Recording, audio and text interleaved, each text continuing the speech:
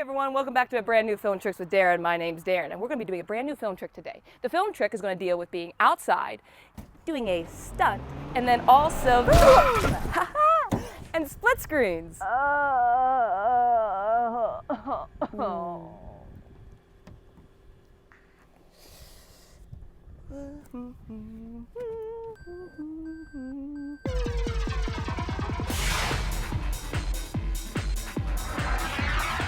Whoa! Did anyone get the number of that car? I'm sure it's fine. Anywho, welcome back to Film Tricks with Daryn. My name's Daryn. I'm here to teach you some fun filmmaking tricks, tips, and how-tos with a sprinkle of my own personal flair. Just like in the opening, we have a number of things we're covering today. Filming outside, which can be tricky, doing a stunt, which is also a split screen, and doing a special effect in editing using my all-time favorite effect, a draw mask. So let's jump right into the action. First things first is getting our subject. A car, and for safety, a mat to fall on. Then we move on to camera. I'm using my iPhone as my camera with an app called Filmic Pro that lets me control the video more than if I was using my normal camera app. Next is lighting our scene. I'm using good old natural sunlight for this. Nothing can beat the sun when filming outside. Last is sound. I'm using my little field recorder wireless mic clipped to my shirt to record my voice. I'm not using my camera mic because it's far away and not great. With all of our gear ready to go, it's filming time. The filming for this is very easy. I do my little walk on and hit fall. Then I film myself driving and slamming on the brakes. Pro tip number 1. I'm putting a little marker right out of sight of the camera so I know where I need to stop walking. Pro tip number 2.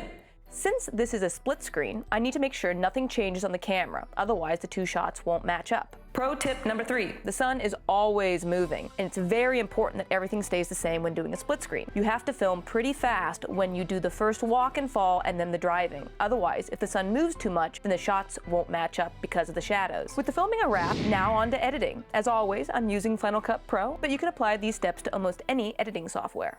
Jumping right into the edit. If the clips are separate, find the walking and falling clip and the car clip and drag them down to the timeline. I filmed both parts as one very long take, so I'm going to skim through the footage and using the blade tool, I'm going to cut out the parts I need. With both clips on the timeline, I'm now going to go into my effects folder on the bottom right and look for a draw mask. I'm going to grab the effect and drop it right onto the car clip. This effect is like scissors meets connect the dots. Everywhere I click, it makes a dot. And when I connect the dots, everything outside of the shape I have made disappeared. With the car cut out, I now need to animate or keyframe the dots to move with the car's movement. I'm going to go to the top right and open the inspector. With the inspector open, I can now see and tweak anything that is attached to the clip that's highlighted. That includes any effects I might add to the clip. I'm going to go to where it says draw mask and go down to where it says control points. To the right of that is the keyframe button. It's a diamond with a plus on it. I'm only going to click it once. This is the first position. I'm now going to move my playhead back a couple frames and move the dots to hold the shape of the car. This will be the most time consuming, making sure you're moving the dots correctly.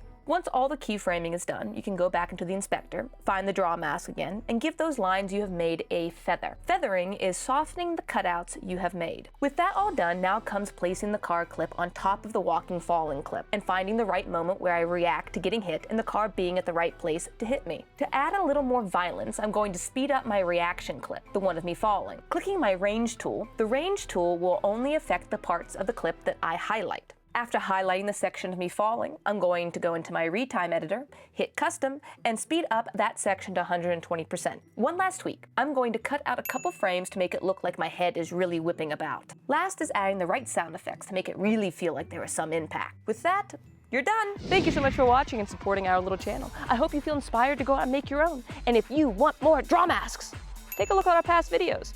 It is seriously one of my favorite special effects.